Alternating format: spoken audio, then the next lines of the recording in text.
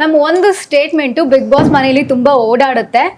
Big boss ಮನೆಯಲ್ಲಿ ಬಹಳ over ಆಗಿ ಆಡುವುದು ಮಂಜು ಅವರಂತೆ, ಹೌದಾ?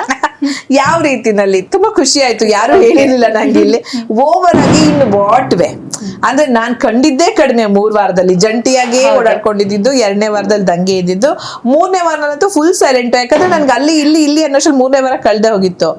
ಓವರ್ ಆಗಿ ಎಲ್ಲ ಅರ್ಧೆ ಹೇಳಿದ್ರೆ ಹೌದಾ ಇಲ್ವಾ ಅಂತ ಹೇಳ್ತೀನಿ. ಅದು ರಕ್ಷಿತಾದೊಂದು ವಿಚಾರ ಅಂತ ಬಂದಾಗ ಅಲ್ಲಿರುವಂತಹ ಕಂಟೆಸ್ಟೆಂಟ್ ಅಥವಾ ಆಚೆ ಬಂದಿರೋರು ಈ ಒಂದು ವರ್ಡ್ ನ ಯೂಸ್ ಮಾಡ್ತಾರೆ. ಒಪ್ಕೊಳ್ತೀರಾ ಇದನ್ನ? ರಕ್ಷಿತಾ ಅಂದ್ರೆ ಫಸ್ಟ್ ನಮ್ಗೆ ರಕ್ಷಿತಾಗ್ ಜಗಳ ಆಯ್ತಲ್ಲ ಅಲ್ವಾ, ಅಲ್ಲಿ ನಾನು ಓವರ್ ಆಗಿ ಆಡ್ಲಿಲ್ಲ. ನಾನು ಅಡಿಗೆ ಮನೆ ಜವಾಬ್ದಾರಿ ವಹಿಸ್ಕೊಂಡಿದ್ದೆ ಆಯ್ತಾ. ನಾನು ಫಸ್ಟ್ ನನ್ನ ಹೊಟ್ಟೆ ಬಗ್ಗೆ ಯೋಚನೆ ಮಾಡ್ತಿರ್ಲಿಲ್ಲ. ನಾನು ಫಸ್ಟ್ ಎಲ್ಲರೂ ಹೊಟ್ಟೆ ಬಗ್ಗೆ ಯೋಚನೆ ಮಾಡ್ತಿದ್ದೆ. ಅಲ್ಲಿ ಅಸುರ ಇರ್ತಾ ಇದ್ದ, ಅರಸರು ಇರ್ತಾ ಇದ್ರು, ನಮ್ ಜಂಟಿಗಳು ಇರ್ತಾ ಇದ್ರು. ಸೊ ಅವ್ರದ್ದೆಲ್ಲ ಮುಗಿದ್ಮೇಲೆ ಅವತ್ತಲ್ಲೇನಿತ್ತು, ಚಿಕನ್ ಇತ್ತು, ಲಕ್ಸುರಿ ಬಜೆಟ್, ಎಲ್ರು ಕಾಯ್ತಾ ಇದ್ರು. ಯಾಕಂದ್ರೆ ದಿನಪ್ರತಿ ಸಿಗಲ್ವಲ್ಲ. ಅಸುರ ನಮ್ಗೋಸ್ಕರ, ಜಂಟಿಗಳಿಗೋಸ್ಕರ ತರಿಸಿದ್ ಚಿಕನ್ ಮಾಡ್ತಿದ್ದೀನಿ. ರಕ್ಷಿತಂಗೂ ಅಸುರನ್ಗೂ ಏನೋ ಜಗಳ ಶುರು ಆಯ್ತು. ಅವ್ರವ್ರು ಅದನ್ನ ಬಗೆಹರಿಸ್ಕೋಬೇಕಾಗಿತ್ತು. ಆ ಪ್ಯಾನ್ ತಗೊಂಡು ತಲೆ ಮೇಲೆ ಹೊಡೆದಾಡ್ಕೋಬೇಕಾಗಿತ್ತು. ನಾನ್ ತಲೆ ಹಾಕ್ತಿರ್ಲಿಲ್ಲ. ಅವ್ರು ಬಂದ್ ಮಾಡಿದ್ದೇನೋ, ಅವ್ರೇನೋ ಮಾಡಿದ್ರು ಅಂತ ರಕ್ಷಿತಾ ಬಂದು ನಾನ್ ಅಡಿಗೆ ಮಾಡ್ತಾ ಇದ್ದಕ್ಕೆ ಹಾಗಲಕಾಯಿ ಫ್ರೈ ಏನೋ ಮಾಡ್ತಿದ್ರು. ಆಮೇಲೆ ಎಂಜಲು ಟೀ ಅವ್ರೇನೋ ಹಾಕಿದ್ರು, ಅದನ್ನೆಲ್ಲ ಹಾಕಿದ್ರು. ಅದನ್ನ ಹೆಂಗ್ ತಿನ್ನಕ್ ಕೊಡ್ಲಿ ನಾನು 12 ಜನಕ್ಕೆ? ಎಲ್ಲ ಆಸೆಯಿಂದ ಇನ್ನೇನ್ ಆಗೋಯ್ತು ಅಂತ ಕಾದಾಗ ನನಗ್ ಸಿಕ್ಕಾಪಟ್ಟೆ ರೇಗ್ತು. ನೀವೇನ ಅಂತ ಸಮಯದಲ್ಲಿ ಹಾಗಲಕಾಯಿ ಹಾಕಿದ್ಯಾ, ಎಂಜಲ್ ಟೀ ಹಾಕಿದ್ಯಾ, ವೆರಿ ಗುಡ್ ಅಂತ ಕೂತ್ಕೊಳ್ತೀರಾ? ರೇಗುತ್ತೆ.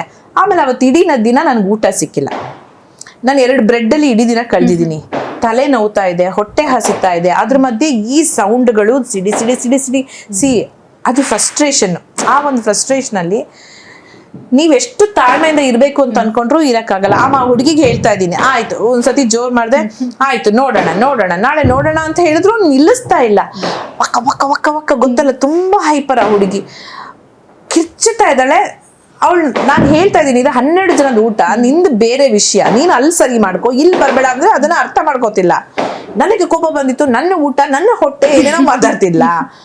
ನಾನು ಸರಿ ಕೋಪ ಬಂತು ಅಂತ ಏನೇನೋ ಮಾಡೋ ಹಾಗಿದ್ರೆ ನಾನು ಇಲ್ಲಿ ಏನೋ ಪ್ಯಾನಲ್ ಕಾಯಿಸ್ತಿದ್ರೆ ಇದನ್ನ ಮುಖದ ಮೇಲೆ ಎರ್ಚ್ಬಿಟ್ರೆ ಹೆಂಗೆ ಅಂತ ಮಾಡಿದೆ. ಬಟ್ ನಿಜ ಹೇಳ್ಬೇಕಂದ್ರೆ ಅಲ್ಲಿ ಒಲೆ ಉರಿತಿರ್ಲಿಲ್ಲ, ಆ ಪ್ಯಾನಲ್ಲಿ ಎಣ್ಣೆ ಇರ್ಲಿಲ್ಲ. ಸೈಡಲ್ಲಿ ಇದ್ದಿದ್ದ ಪ್ಯಾನ್ ತಗೊಂಡು ಅವಳು ನಮ್ಮ ಚಿಕನ್ಗೆ ಹಾಕಿಲ್ಲಲ್ಲ, ನಾನ್ ಪ್ರಿಪೇರ್ ಮಾಡ್ತಿದ್ದು, ಅದರಿಂದ ಹಾಗಲಕಾಯಿ ಎಲ್ಲ ತೆಗೆದು ಹಾಕಿದ್ದೆ. ಅದಷ್ಟೇ ಇದ್ದಿದ್ದು. ಇಲ್ಲಿ ಇಟ್ಕೊಂಡು ಅಲ್ಲಿಂದ ತೆಗೆದು ಹಾಕ್ತಿದ್ನಾ, ಅವಳು ಜಗಳ ಮಾಡ್ತಾನೆ ಇಲ್ಲ. ಹಿಂಗ ಹಾಕಿದ್ರೆ ಅದನ್ನ ಹಿಂದೆ ಕೂತಿದ್ದವರು ಚೆನ್ನಾಗಿದೆ ಸಿಕ್ತು ನಮ್ಗೆ ಮ್ಯಾನಿಪ್ಯುಲೇಟ್ ಮಾಡಕ್ ಒಂದ್ ವಿಷಯ ಅಂತ ಹೇಳಿ ಅದನ್ನ ಅವ್ರ ವಯಸ್ಸೇನು, ಆ ಚಿಕ್ಕ ಹುಡುಗಿ ಮೇಲೆ ಹಂಗ್ ಮಾಡ್ಬಾರ್ದಾಗಿತ್ತು, ಎಣ್ಣೆ ಹಚ್ಬಿಟ್ರು. ರಕ್ಷಿತಾನ ಕರ್ದು ರಕ್ಷಿತಾಗ್ ನಿಮ್ ಹೆಸರು ಹೇಳಕ್ ಬರ್ಲಿಲ್ಲ. ಆ ಟೈಮ್ ನಲ್ಲಿ ಅಶ್ವಿನಿ ಗೌಡ ಅವರು ಡುಮ್ಮುಕ್ಕಿದಾರಲ್ಲ ಅವ್ರ ಅಂತ ಲೈಕ್ ಈ ರೀತಿ ಮಾಡಿ ನಿಮ್ ಬಗ್ಗೆ ಏನೋ ಒಂದಷ್ಟು ಹೇಳೋ ಪ್ರಯತ್ನನ ರಕ್ಷಿತಾಗೆ ಅಲ್ಲಿ ಮಾಡ್ತಾರೆ. ಇದು ಗೊತ್ತಾಯ್ತಾ ನಿಮ್ಗೆ? ಇಲ್ಲ, ಗೊತ್ತಾಗಿಲ್ಲ. ಇವಾಗ್ಲೇ ಗೊತ್ತಾಗಿಲ್ಲ ನಿಮಗೆ. ಅವರು ಡುಮ್ಮಿ ಅನ್ನೋ ಒಂದು ಶಬ್ದನ ಬಳಸ್ತಾರೆ. ನನ್ ಮಗ ಹೇಳಿದ್ದ 24 hours ಲೈವ್ ಅಲ್ಲಿ ಏನೋ ಬಂತು ಅಂತ, ಅಥವಾ ನಾನ್ ನೋಡ್ತಾ ಇದ್ದೆ. ಟೆಲಿಕಾಸ್ಟ್ ಆಯ್ತಾ? ನಾನ್ ಹೇಳೋದು, ಇನ್ನೊಂದು ಹೆಣ್ಣಿನ ಪರವಾಗಿ ನಿಲ್ತೀನಿ ಅಂತ ನೀನ್ ಹೇಳ್ದಾಗ ನೀನು ಒಬ್ಬ ಹೆಣ್ಣನ್ನ ಬಾಡಿ ಶೇಮ್ ಮಾಡೋದು. ನೀನ್ ಆತರ ಬಾಡಿ ಶೇಮ್ ಮಾಡೋ ವ್ಯಕ್ತಿತ್ವ ಇರೋದಕ್ಕೆ, ನಾನು ಏನೋ ಮಾಡದೇ ಇರೋ ತಪ್ಪನ್ನ ನೀನು ನನ್ನ ಆರೋಗ್ಯದ ಬಗ್ಗೆ ಹೀನಾಯವಾಗಿ ಹೀಯಾಳಿಸ್ದೆ ಅಂತ ಹೇಳಕ್ಕೆ, ಆ ಥಾಟ್ ಬರಕ್ಕೆ ಕಾರಣ ನಿನ್ನಲ್ಲಿ ಆ ಎಲ್ಲಾ ಗುಣಗಳು ಇದೆ. ಅವ್ರು ಮಾಡಿದ್ದದೆ. ಫಸ್ಟ್ ವೀಕಲ್ಲಿ ಕಾವ್ಯನ ಟಾರ್ಗೆಟ್ ಮಾಡಿದ್ರು, ಪರ್ಸ್ನಲಿ ಅಟ್ಯಾಕ್ ಮಾಡಿದ್ರು. ನೆಕ್ಸ್ಟ್ ನನ್ನನ್ನ ಪರ್ಸ್ನಲಿ ಅಟ್ಯಾಕ್ ಮಾಡಿದ್ರು. ನೆಕ್ಸ್ಟ್ ರಾಶಿಕನ್ನ ಪರ್ಸ್ನಲಿ ಅಟ್ಯಾಕ್ ಮಾಡಿದ್ರು. ಅಶ್ವಿನಿ ಅನ್ನ ಅಟ್ಯಾಕ್ ಮಾಡಿದ್ರು. ರಕ್ಷಿತನ ಅಟ್ಯಾಕ್ ಮಾಡಿದ್ರು. ನೀನ್ ಹೆಣ್ಣಿನ ಪರವಾಗಿ ನಿಲ್ಲೋಳು ಬರೀ ಹೆಣ್ಣನ್ನೇ ಟಾರ್ಗೆಟ್ ಮಾಡಿದ್ರು. ಹುಡುಗರ ಶಕ್ತಿ ಬೇಕು ಅವರಿಗೆ. ಹುಡುಗರೆಲ್ಲ ಅಲ್ಲಿರೋ ಹುಡುಗರು ಅರ್ಧಕ್ಕರ್ಧ ಎಲ್ಲ ಸೈಲೆಂಟ್, ಯಾರು ಅಷ್ಟು ವಿರೋಧ ಮಾಡ್ತಿರ್ಲಿಲ್ಲ. ಎದುರುಗಡೆ ನಿಲ್ತಾ ಇದ್ದಿದ್ದೆ ಹುಡುಗಿರಲ್ವಾ, ಅವ್ರನ್ನ ತುಳಿಯೋ ಪ್ರಯತ್ನ. ಇನ್ಯಾವ ರೀತಿನಲ್ಲಿ, ಯಾವ ರೀತಿಯ ಹೋರಾಟಗಾರ್ತಿ ನೀನು? ನಂಗೆ ಅದು ಇವತ್ತಿಗೂ ಅರ್ಥ ಆಗಿಲ್ಲ. ಅದು ಹೆಂಗೆ ಕ್ಲೈಮ್ ಮಾಡ್ಕೊಳ್ಳೋದಿದೆಯಲ್ಲ, ನಾನು ಹೋರಾಟಗಾರ್ತಿ ಅಂದ್ರೆ ಯಾವುದೋ ಸಂಘಕ್ಕೆ ಹೋಗಿ ಯಾವುದೋ ಒಂದು ಪೋಸ್ಟನ್ನ ತಗೊಂಡು ನಾನು ಹೋರಾಟಗಾರ್ತಿ ಅನ್ನೋದಲ್ಲ. ಸಮಯ ಬಿದ್ರೆ ನಾನು ಪ್ರಾಣ ಕೊಡ್ತೀನಿ ಅಂತ. ಅದು ನಿನ್ನ ಹೋರಾಟ. ಸ್ವಾತಂತ್ರ್ಯಕ್ಕೋಸ್ಕರ ಹೋರಾಡಿದ್ದಾರೆ ಜನಗಳು. ಎಷ್ಟೋ ಜನರ ಹೆಸರು ಗೊತ್ತಿಲ್ಲ ನಮ್ಗೆ, ಎಷ್ಟೋ ಜನರ ಪ್ರಾಣ ಹೋಗಿದೆ. ಅದು ಹೋರಾಟ ಅಂದ್ರೆ ನಾನು ಹೇಳೋದು. ಇದು ಹೋರಾಟ ಅಂತ ಹೇಳ್ತಿಲ್ಲ, ಯಾಕಂದ್ರೆ ಆ ಸಂಘ ಅವ್ರು ಯಾವ ಒಂದು ವಿಷಯವನ್ನ ನಂಬಿದಾರ, ನಾನು ಅದ ಹೆಸರು ತಗೊಳ್ತಿಲ್ಲ ಅಷ್ಟೇ, ಸಿಕ್ಕಾಪಟ್ಟೆ ಕೆಲಸ ಮಾಡಿದ್ದಾರೆ.